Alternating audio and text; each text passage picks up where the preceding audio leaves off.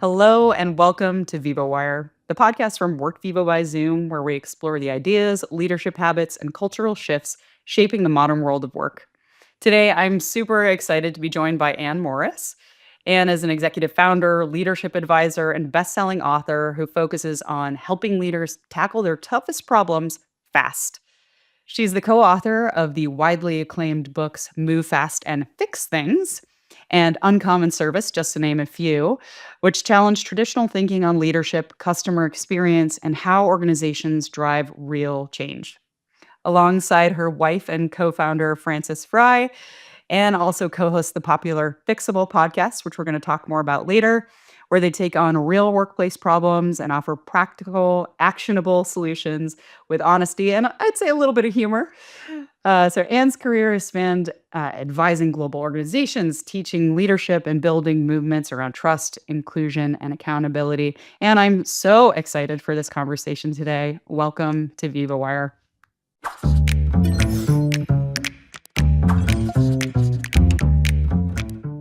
Thank you so much, Barbara. I am delighted to be here, and that was a lovely introduction. Our greatest joy is trying to make people laugh, and so It's not always the easiest thing. Not with this topic. It's not always easy, but we may or may not make contact with the ball, but we will always swing. There you go. I love that. Well, and we like to dive right in. We start with a big juicy question here on Vivowire. So I'd love for you to share, looking back on your career, was there a moment that you can kind of pinpoint where it really started to fundamentally change how you thought about work and workplace culture? Yeah, I love this question, and the first memory that came to mind as I was reflecting on this was a moment early in my career. I had started out in the not-for-profit sector. So I started out in the global health sector. And so when I was there, which is decades ago, the practice of leadership was not valued in the way it is now across sector. And people would end up running organizations with these critical missions. I mean, missions that would impact, the destiny of our species. And they may or may not be good at the tasks required to build teams, scale them, make a complex system work. And what really struck me was how critical leadership was as a variable in achieving these gorgeous missions, and yet this was a system that was not taking the practice of leadership seriously. Now, I will say again, as a caveat, that has changed. But it got me very interested in this question. And I remember there was a crisis inside one organization, and, we had lost funding. Basically, they brought everyone into the conference room, and the frustrated executive director said something like, what are the young people here doing all day? And I remember thinking, how is it that you don't know? But I remember responding in an obnoxious, 20-something way. What are the senior people in this room doing all day? Ooh, spicy. That's very also spicy. Not obvious, and that seems more relevant to the fate that we are now all experiencing. So I didn't keep that job, Barbara. Not Thankfully, you moved on. Well, I was invited to move along after that interaction, but I left really fascinated by these variables: leadership, culture, team building. These things that are hard to measure and yet have such a profound impact on whether any organization achieves their goals. I'm curious because you touched on like particularly from the lens of nonprofit. How do you think nonprofits have changed with respect to leadership? Is it getting better in that particular sector, in your opinion, or how's it changed? Oh, 100%. I mean, this was a time when there were many sectors in both, private, public, not-for-profit that did not bring discipline and rigor and value to this idea of leadership. And I think it has changed in profound ways.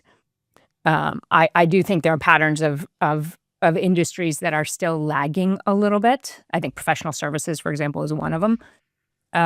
But in general, the world has come around to the idea that this is an important topic and a topic worth spending time on and worth investing in terms of training this generation of leaders and the next generation of leaders. And so that has been, really the joy of my professional life to be part of that evolution. This is giving me a lot of flashbacks. I used to manage us both being in the Boston area. I used to work at BU. We had a nonprofit management leadership program. So this is all very close to my heart here. Yeah, Um, and those programs were born in this moment when I wasn't the only one with these thoughts of realizing, oh, this is critical to these organizations achieving their mission, and these missions matter to the rest of us. 100%.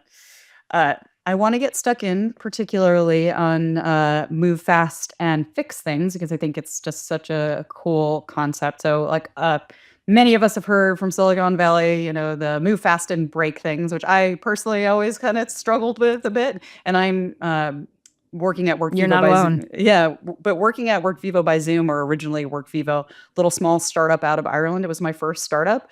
I don't know if we necessarily exactly, subscribed to that, but it was my first, diving headfirst into startup culture, which it's very common there and in the tech space. So can you share a little bit about move fast and fix things, and what do you really mean by that? And so you wrote a whole book about it with your partner there. So tell me, yeah, where did that idea come from, and can you share a little bit more on it? Yeah, of course. And it was an ethos that defined the innovation economy for a long time. And I do think that is also something that is changing. The inspiration for the book is not what people often think, which is we weren't inspired to write the book to talk to the people breaking things as much as making a case to the good people building organizations where they were engendering trust with their stakeholders, and yet they weren't accelerating and gaining enough momentum to have the impact they set out to have. So one of the problems with move fast and break things is it gave speed a bad name. And we really wanted to rehabilitate speed's reputation, because when we looked out and sorted on leaders who were most effective, they were solving problems at an accelerated pace while also taking care of their customers, employees, and shareholders. They were moving fast and fixing things. And we really wanted to pull out the patterns of those leaders. The move fast and break things suggests that there is this trade-off between speed and trust, or speed and caretaking, That it can't be that you both. just have to make if you want to make progress and build the future. And that wasn't lining up with our experience. So we really wanted to lay out a model and a playbook for leaders who rejected that trade-off. And one of the things we learned is that there was a sequence. So the more trust you built, the faster you could go without breaking things. And you really want to think about, trust first, and then laying any performance variable, including speed, on top of that foundation of trust.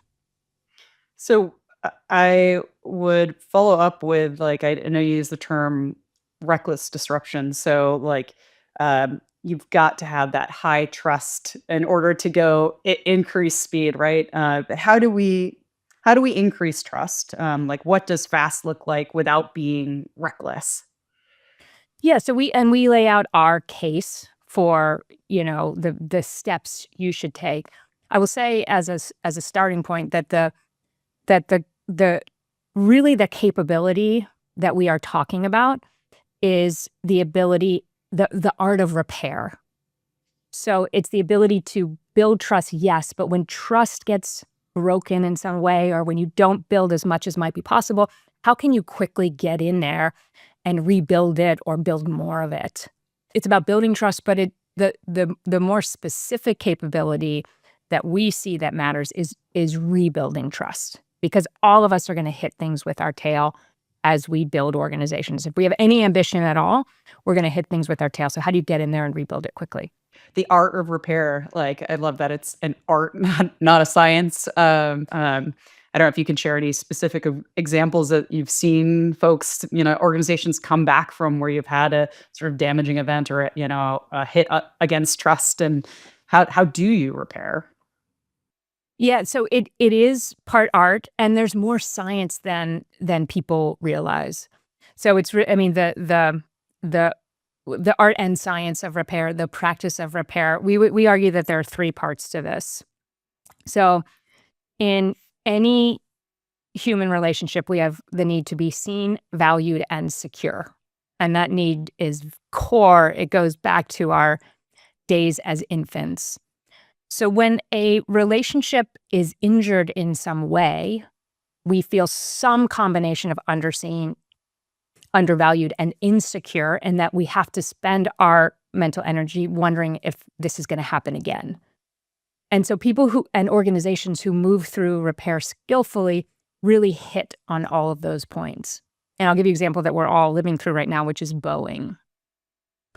So we all experienced this 737 MAX falling out of the sky, then another 737 MAX falling out of the sky again, and then not that long afterwards, a door coming off a 737 MAX mid-flight, which was terrifying for the people on the plane and anyone who watched that video and anyone who has to get on a commercial airplane. And Anne, I'll tell you, I was actually on a flight, I think maybe like, I don't know how many days or weeks later, but it was that same flight path of that plane the door flew off of. And even I was like, ooh, it took a lot to get on that plane. It took a lot to get on that plane.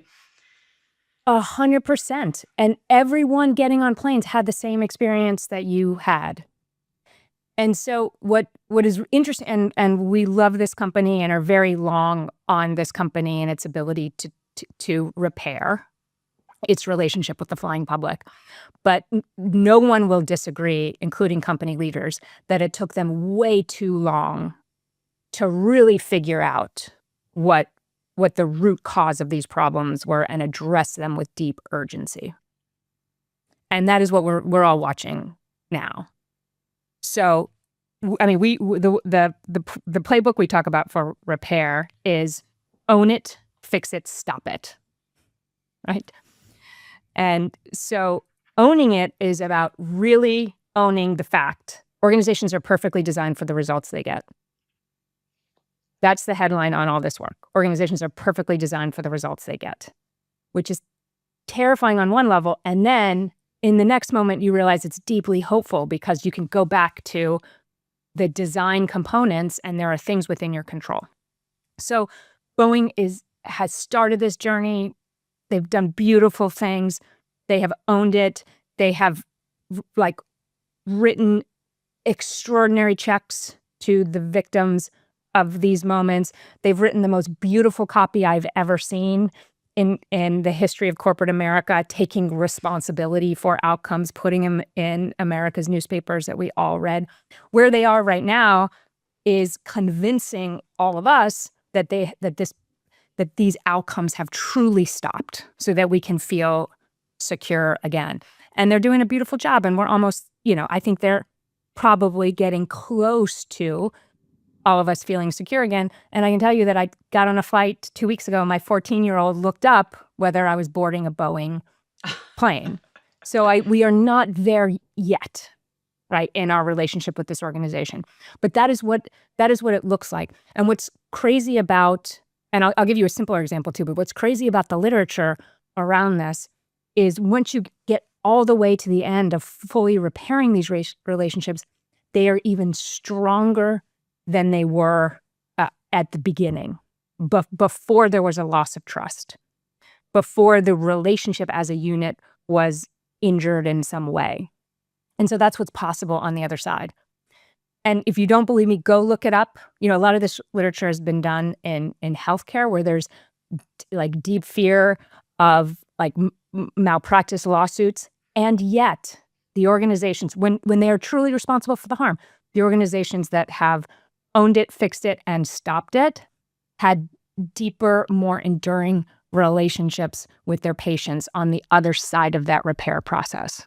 Really nearly in every industry where it's like how many times it's like mistakes are going to happen no matter how significant they are, whether it is, something along the lines of Boeing, but it's going to happen, or even on just like sort of micro scale. But how you come back and repair is huge. From the Boeing example, at least like to their advantage, I think short-term memories are probably quite helpful here as well. But it's funny, your 14-year-old was was checking the flights. Yeah, and they're doing all the right stuff. They're figuring out what to your culture question, what wasn't working in the culture, what wasn't working in practices, how do you create the psychological safety where people could speak up when they saw safety issues? They saw opportunities for improvement at every level of the organization, and they're going after it now with a sense of urgency, and they're getting results. I think on the other side of this work, we are going to feel even better about this organization, particularly if they keep doing it with the level of visibility they're doing now, than we did before we started this odyssey of the 737 MAX. That's what all the literature would suggest. Mm-hmm. And let me just say one more thing, because I think your point was beautiful. And we'll often say that leadership is the practice of imperfect humans leading imperfect humans. A lot of us, particularly the kind of type A leaders among us, and I will confess to be on that side of the fence, spend a lot of time resisting that premise. Like, we spend a lot of our energy trying to minimize mistakes and avoid having our imperfections revealed to us. And what we see when we really look at the most effective leaders is they are redirecting that energy towards fast, skillful repair when they do make mistakes. And they are able to build trust faster, move faster, achieve everything they set out to achieve at a higher scale than the rest of us because of where they are spending their energy. I want to pivot a little bit and talk about a kind of leadership more broadly and kind of zoom in on a few different areas. I know you've done a lot of work around inclusion, which we love. So you're working with these executive teams. How can we make them more inclusive? What are some of the blind spots you're coming across there in terms of inclusion? And like, I think we're at a very unique time, especially like us, being in the States here, through the DE&I lens. So can you share a little bit more? What are the blind spots today that folks are facing around inclusion?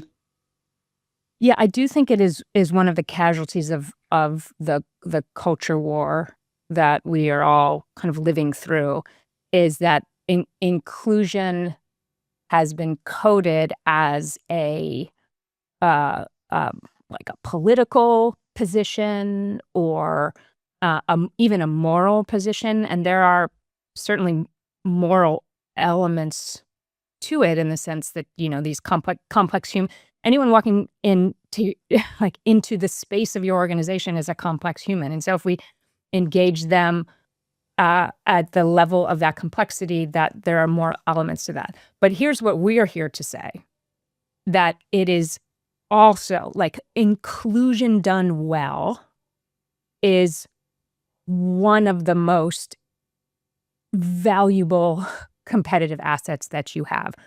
No new people, no new technology. If you just create a context where the unique perspectives and capabilities that people are bringing into that space, that the people you already have are bringing into that space, if you create a context where they can contribute that unique information and perspective and talent, it's, regardless of politics, facts are a stubborn thing. The data is unambiguous that that's going to be a huge competitive advantage for you. So when we think about inclusion, that's what we think about, is how do you create a context? Okay, so let's just pull out one element. So sometimes we talk about this work as the inclusion dial. And it starts with safety. And I think we probably need a rebrand in 2026. But the idea of psychological safety as the foundation of inclusion has been very well studied. Google was one of the first organizations to really look at this as a performance variable. So this is well documented. I think New York Times did a terrific article about it. It'll be easy for your listeners to find. But they were asking the question, why is it, we are Google. We can hire anybody, and we can hire the most talented people in the world. When we put them together in teams, sometimes magic happens. what you expect to happen happens. 1 + 1 + 1 = 12. And they go and invent things that change the world. But sometimes it doesn't work. And why is that? And so they spent, I think, 2 years, they called it Project Aristotle. They were trying to figure out what is the variable that really unlocks team performance.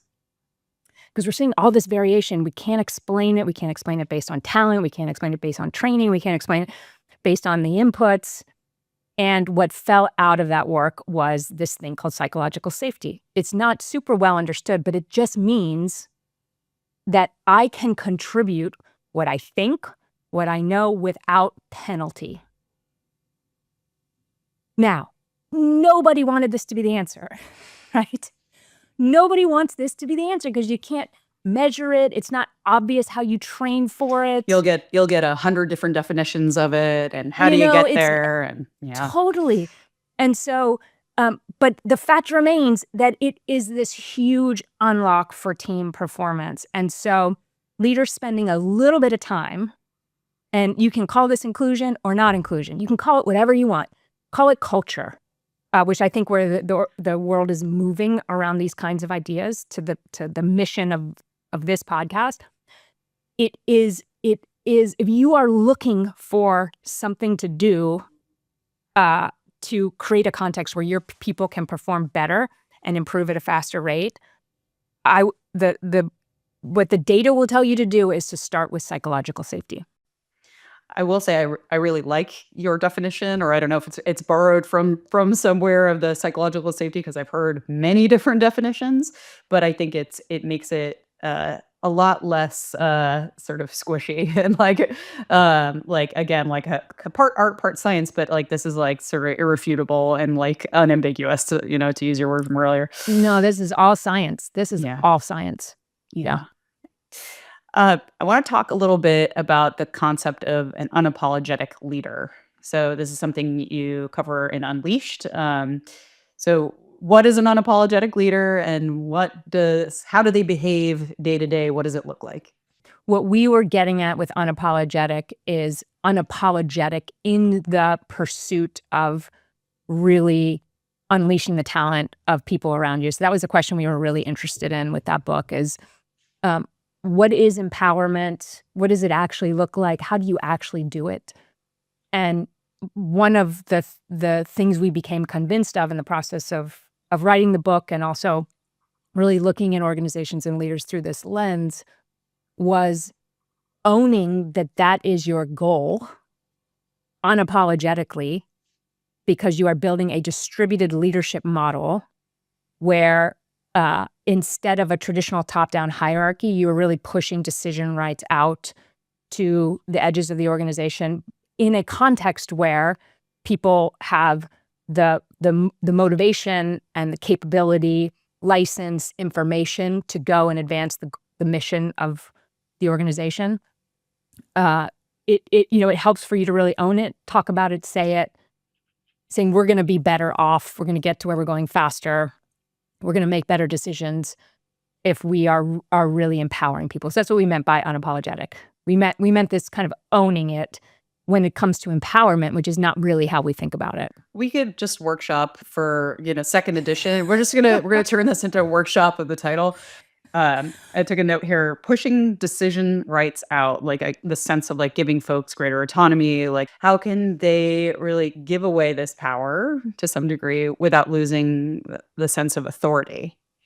Yeah, it's I love the question, and we became speaking of stakes. I mean, the examples of leaders doing this well. There was a pattern of leaders and industries and organizations that were most effective at empowering people in the organization disproportionately had more to gain or lose by more people being able to make better decisions throughout the organization. So that was kind of a convoluted way to say the following: healthcare, military, organizations where like lives were on the line based on whether or not you were doing this well, had thought most deeply and most rigorously about the idea of empowerment. Now, they might not use that word, and I'll give you an example.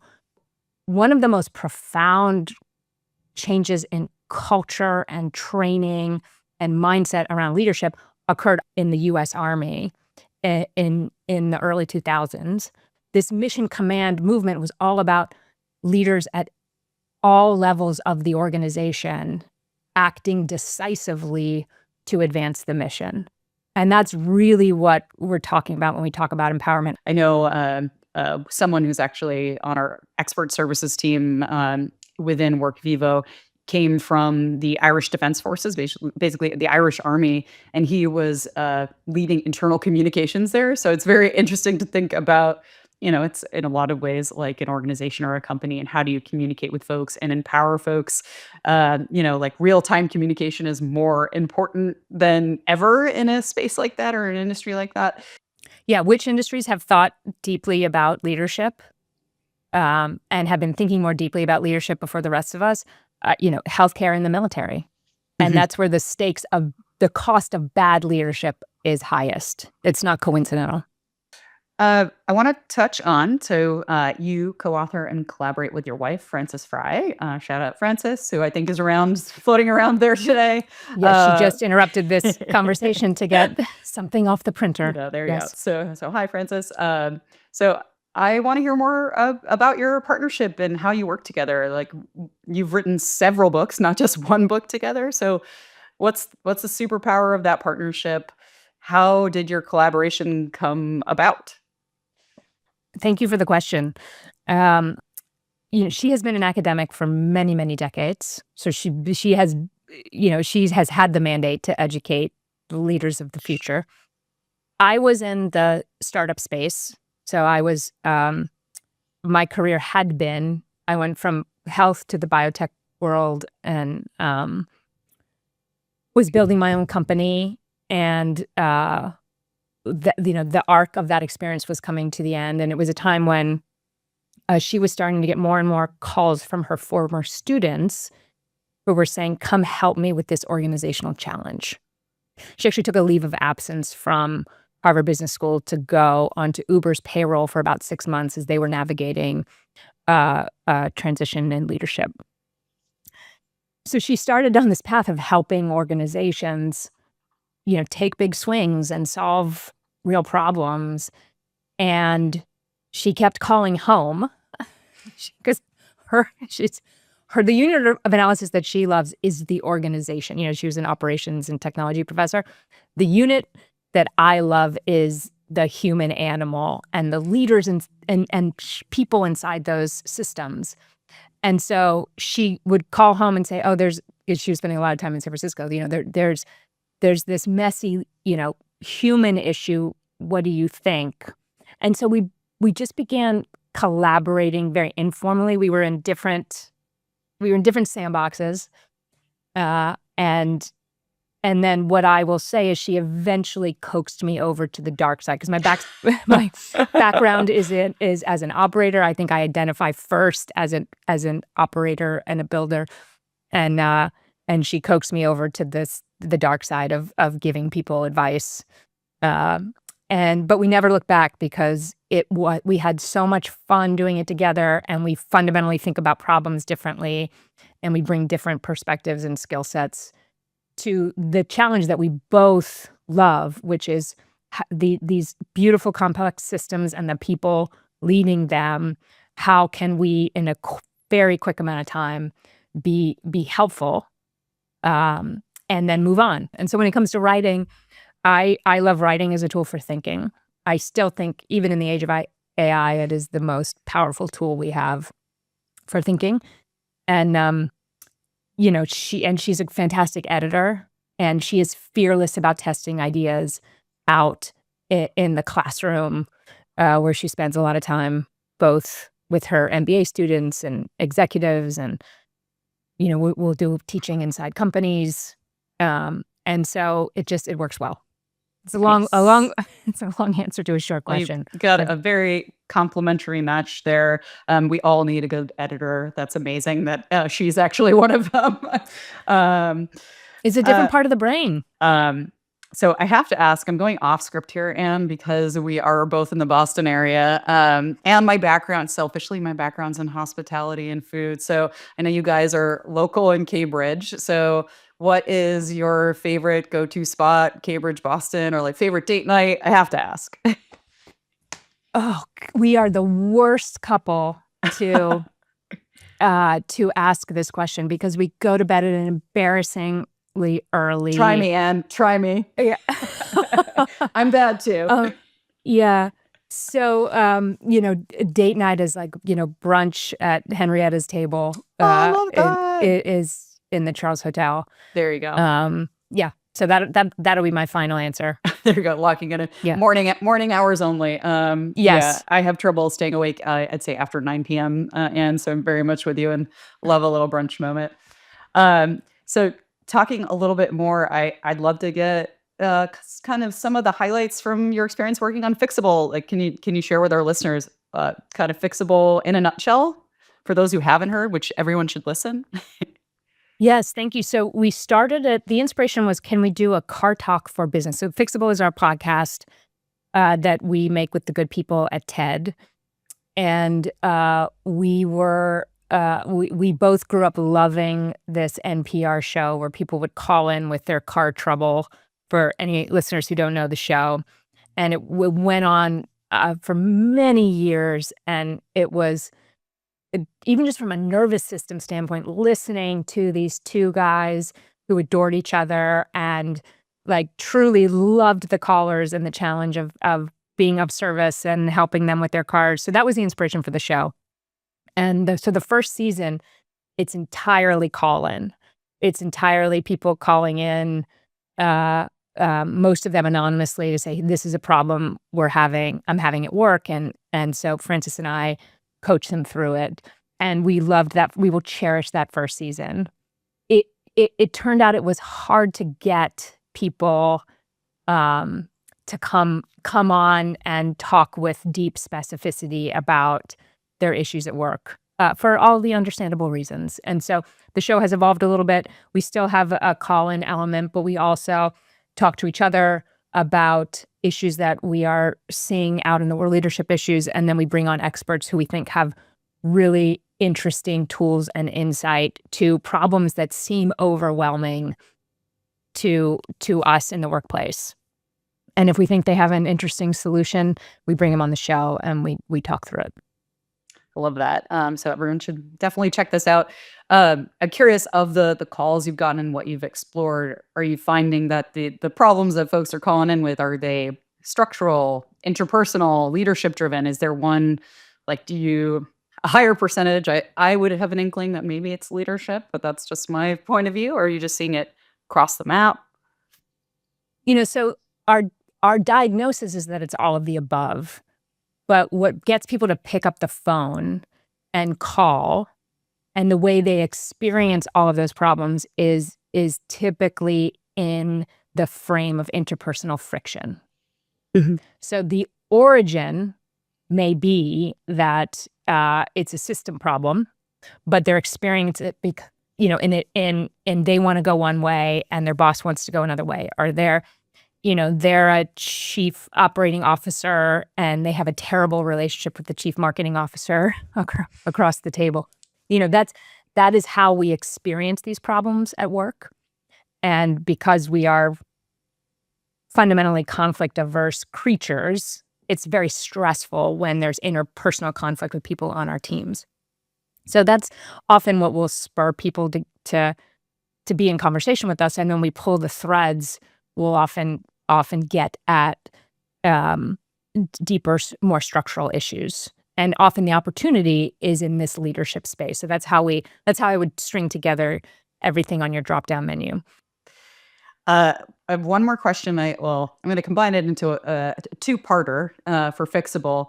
What is I'll let you pick, what's either the fastest fix you've ever seen on a call, like your 2-minute fix, or what was the hardest problem you had to solve? I do a lot of off-camera coaching or off-mic coaching as well. And one of the mantras that Frances and I use in our work is change can happen in an instant. Now, it can take a minute to get to that instant. It can take years to get to that instant. But when change, to be open to it, to be available to it, and to be willing to be guided by, someone in our position who may be offering advice. In some cases, people have heard it from other people, but we got lucky in terms of the moment. The thing that I see really change people's experience of their lives is when they get in touch with how they have co-created the situation that they're in. And so often we will just start poking, because in conversation, just start poking around. And I other people may disagree, but I think I'm a pretty gentle coach in this way. Like, my style is not a lot of tough love, but I will be clear in what I'm seeing. And in most cases, for most people, we have more agency than we realize or are taking responsibility for, even if it's just deciding not to use our power to exit a situation that is no longer the right fit for us. So I think it is awakening to agency, or what Albert Bandura called, self-efficacy, like awakening to that kind of power that can happen in an instant, and it can change, virtually everything about how people are experiencing work. I love that. I feel like I had a If not conversation. life. Yeah, I had a conversation with Advita Patel. She was actually a guest on here. I don't know if you're familiar with her and I'm for not. work. Yeah. But she's a lovely guest, and definitely, like, I think this lines up with, like, the idea of also, like, we have to do the work and look inward. And again, like, circling back to that idea of owning it. Like, I Yeah. think, yeah, it's not always easy, and that's why a lot of leaders aren't doing that work. But that's I think, taking time for that reflection. And it's helpful when they have folks like you who can maybe dig around a little bit deeper and come in as the objective person on the outside. And yeah, they're lucky that you have you as a gentle coach. Yeah, it is not a solo sport. I mean, this Yeah. is hard work, and it's not a solo sport, which is a case for executive coaching or leadership coaching, but it's also a case for, phoning a friend and just inviting someone you trust and respect into a situation where you feel stuck. So you're not alone. That is a very powerful, agentic choice. You feel isolated, and you're going to break that isolation by bringing someone into the scene with you.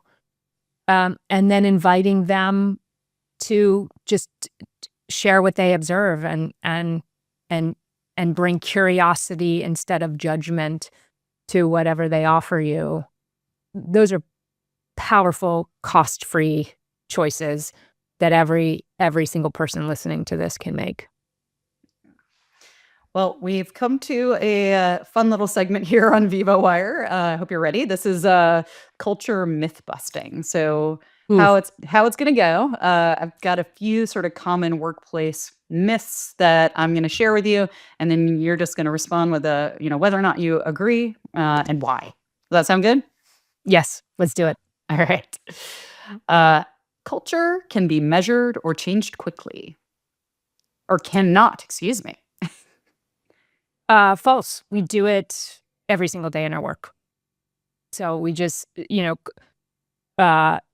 culture it's one of those things where it's such a huge asset or liability in an organization, and bringing a little bit of attention to what are we trying to achieve now? Because a lot of culture is inherited and made sense for an early stage of an organization, but it no longer makes sense. What are we trying to achieve now? What are the key elements defining our culture, and how do we change them to make them more closely align with whatever our current mission is? That's work we do with organizations all the time, and it can happen very fast. It can happen You can map a culture over the course of the day, and you can come up with smart experiments to change it and then start running those experiments. So now the change process may take a little bit, but you can definitely, figure out what you're trying to fix and come up with a robust plan in a matter of hours. I think I saw a TED Talk you did, which was like outlining a week, right? Where you can kind of come up with a plan of attack. And again, coming up with those smart experiments. Everyone should watch that TED Talk because it was fantastic. Yeah, the TED Talk is 12 minutes. There we go. The book we wrote, Move Fast, the last book we wrote, Move Fast and Fix Things, is organized around days of the week. So it's a similar structure to the talk. And when we first proposed this structure, our publisher was like, oh, that's an adorable and memorable framework. Here's what you do Monday, Tuesday. Yeah, I really like it. And we were like, oh no, we're fucking serious. There is a lot you can accomplish in a week. And here's what we think you should do on Monday. And here's what we think you should do on Tuesday. So it's meant to be intentionally provocative. But when you remove all of the administrative friction and just focus on the hours you're productively solving problems, you can accomplish a whole lot in 40 of those hours.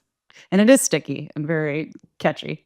So here's another one for you. You have to move fast to be disruptive. You have to move fast, but disrupt is the wrong goal. What we prefer is to expand possibility. You do have to move fast. You also have to build trust. I will try not to slant anything here because I have a lot of feelings on this one, but ask for forgiveness, not permission. The way we would, I'm very curious about your strong feelings, so that's where my head is right now. But we would say, enroll people in your plan in an intelligent way. We see, back to conflict aversion, we see a lot of people not being smart about enrollment early in the plan and resisting having an adult-to-adult conversation with the people around them that could actually improve whatever it is you're trying to do. So you have to bring people along. So I am very suspicious if you're spending too much time on your own without creating a context where other people are willing to be guided by you. And so maybe there's a little bit of flailing around outside of scrutiny, but you can even enroll people in that phase of the project as well. Tell me about your strong feelings. I think we'll have to talk about it at brunch at Henrietta's. I think you're out of the hot seat now, and you're good. Well done. I was saying on my last episode, I feel like we need prizes or something, or maybe a little jingle music to play. Yes, I would like a prize. We will get you something. To wrap things up, we always like to have a bit of takeaways for our listeners, something tangible. If listeners today could borrow maybe one ritual or habit they could implement. Next week, it's Friday today, next week for them to improve their workplace, what would you have them start? I think the real emotion in the workplace that is a superpower is curiosity. So I don't know if that is properly classified as an emotion, but curiosity, curious we'll inquiry. Go with it. We're going to go with it. And so anything you can do to ritualize curiosity. So one example, we are a huge believer in after action reviews. Go on, ask ChatGPT for help on how to structure. And there's so many beautiful models out there. Back to the military, who really originated this practice. But if you can build this into a regular organizational behavior and cadence, not just when things go poorly, but when things go well, and signal that our job is to learn and improve and bring curiosity to outcomes, that can have a profound impact on culture, on performance, on the experience of the complex humans who have come to do the hard thing that you're asking them to do.